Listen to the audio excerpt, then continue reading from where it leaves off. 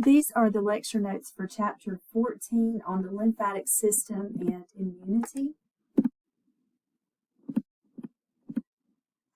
All right, the overview of the lymphatic system. This lists the functions of the lymphatic system. We'll talk about the components in a minute, but the functions are to defend against infection and disease. So the lymphatic system functions in immunity and also in, fluid balance. It returns tissue fluids or interstitial fluids to the bloodstream. So fluid transported by lymphatic vessels is called lymph, whereas, the fluid transported by blood vessels is called plasma. The recirculation of this fluid, called lymph, is essential to maintain homeostasis, to maintain fluid balance in the body. A few terms that you need to know for sure is you need to know that pathogen is the word for any disease-causing organism, or it can include viruses, bacteria, fungi, and parasites, anything that can cause disease. And then the lymphatic system components, it includes cells, tissues, and organs that defend the body. The primary cells of the lymphatic system are lymphocytes. And lymphocytes are one of the 5 types of leukocytes, or white blood cells. The lymphocytes are going to be divided into T cells and B cells, which we will talk more about when we get to the immune system. But the lymphatic system is essential to the body's ability to resist infection or disease. Now, for immunity, immunity is defined as the ability to resist infection and disease. The immune response is the body's defensive mechanism against infectious agents and foreign or abnormal substances, like transplanted tissues, chemicals, etc. There are 2 forms of defense systems that work. They both work independently and also together, and that is our innate defenses or non-specific defenses.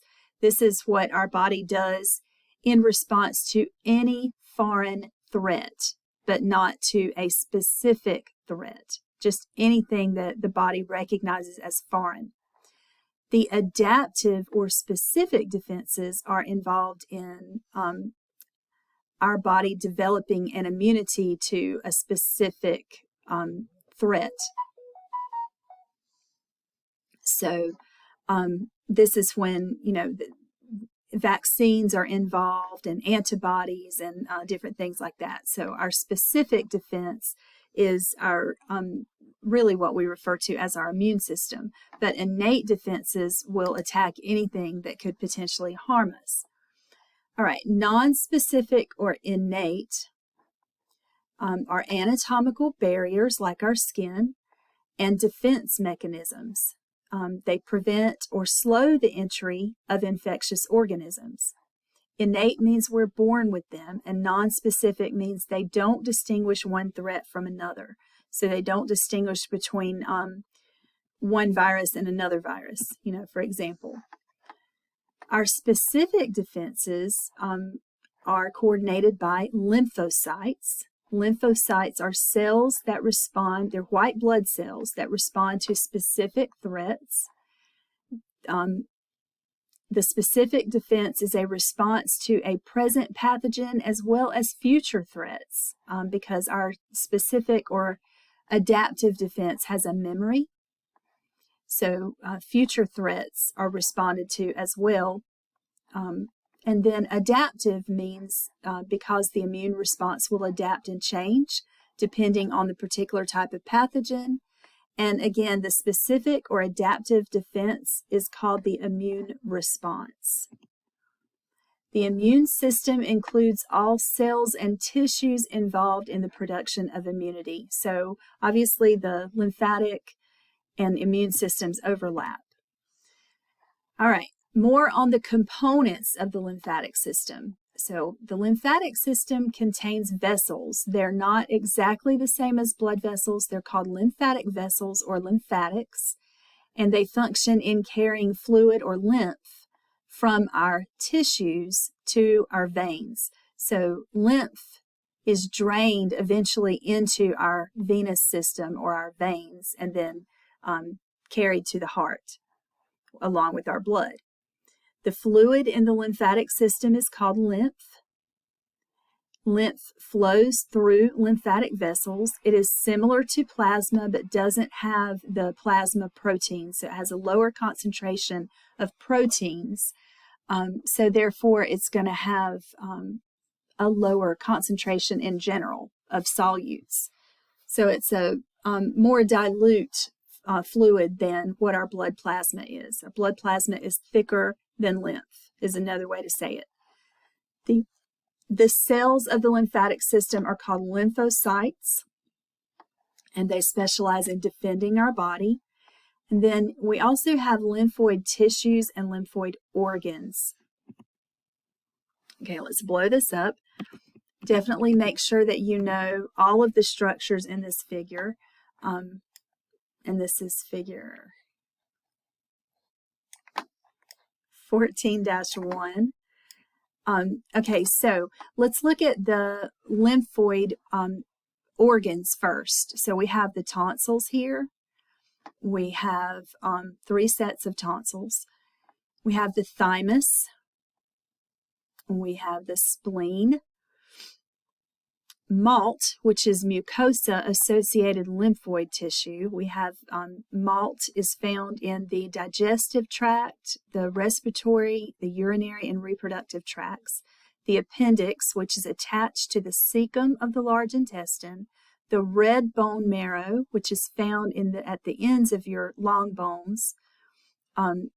Any of your spongy bone tissue contains red bone marrow. It's not found in the shaft of the long bones because that is yellow bone marrow and basically stores fat.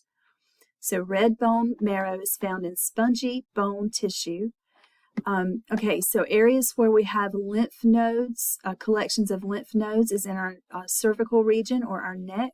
These are areas that if you're sick, these areas may swell and be tender to the touch.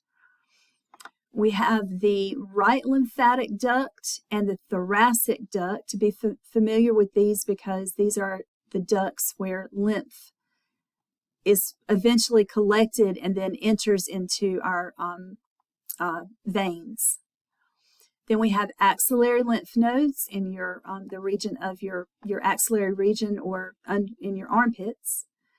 The lymphatics of the mammary glands. The cisterna chyli.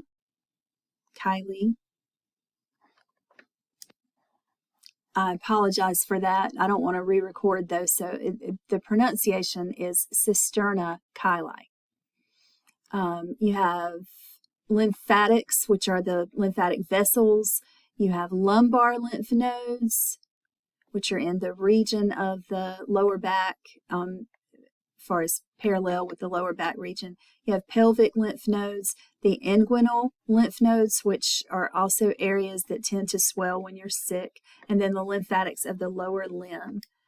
And these are just lymphocytes, the white blood cells that had the large nucleus that almost completely fills the cell. So these are your components of the lymphatic system, primary components.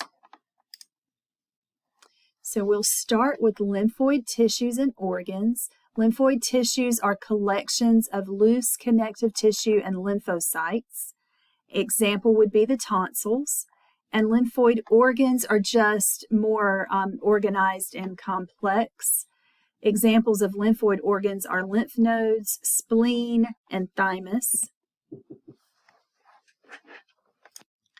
It's definitely important that you know the primary lymphoid organs and then the secondary lymphoid tissues and organs. The primary ones are the red bone marrow and the thymus.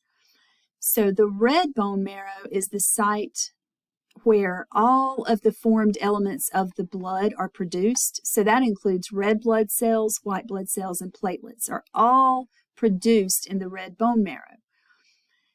The lymphocytes are divided into the T cells and the B cells. And so you can remember B cells not only are formed in the red bone marrow, but they mature in the bone marrow. So B for bone.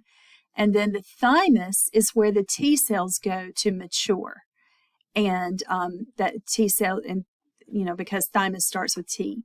So those are the primary organs of the lymphatic system. And then the secondary tissues and organs include the appendix, spleen, lymph nodes, tonsils, and the MALT, which would include Peyer's patches, which we'll talk about soon. All right, we have 3 functions of the lymphatic system, 3 primary functions. Number 1 is the production, maintenance, and distribution of lymphocytes. So to produce and then to distribute the lymphocytes so that they can fight any pathogen that might enter our body. Number 2 is the return of fluid and solutes from the peripheral tissues to the bloodstream. And number 3 is the distribution of hormones, nutrients, and waste products from the tissues to the general circulation. So even though hormones are released into our bloodstream and travel that way, they can also end up in our tissue fluid, and so they would be collected by the lymphatic system as well. Lymphocytes. The cells of the lymphatic system are produced, all of them are produced in the red bone marrow, along with the red blood cells, the other white blood cells, and platelets.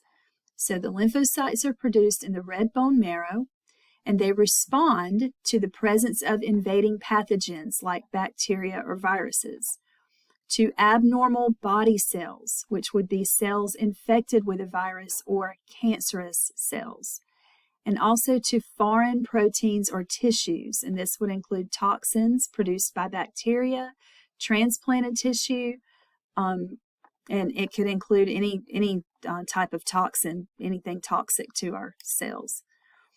Lymphatic capillaries are the smallest lymphatic vessels, and they are the beginning of the lymphatic vessel system rather than, this is where lymphatic fluid is collected, and this is where the transport of lymph begins, is with the capillaries. So the capillaries begin as blind pockets in the tissues. So they have endings, they don't connect back to each other like blood vessels do. Blood vessels connect to the heart, and then the entire circulatory system is a complete circulatory system. So the blood vessels connect to each other in the heart, and the blood is kept within those blood vessels. But it's different for lymphatic vessels. They start out as lymphatic capillaries that have they're not open. They're not connected to anything.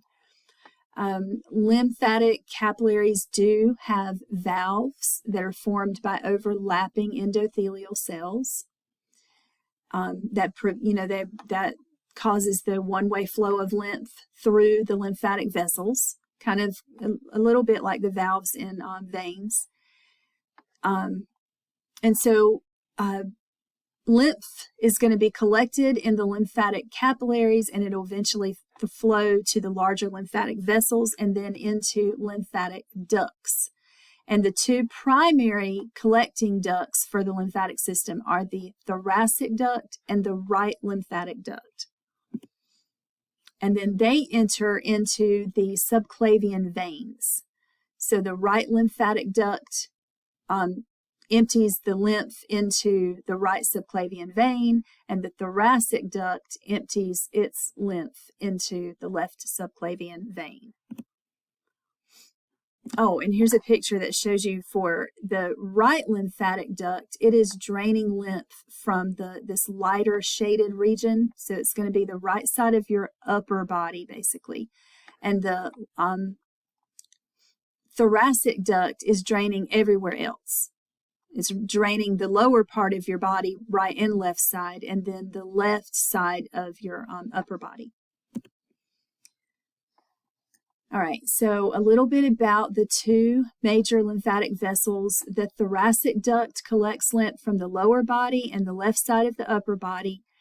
The base of the thoracic duct is an expanded chamber that we call the cisterna chyli.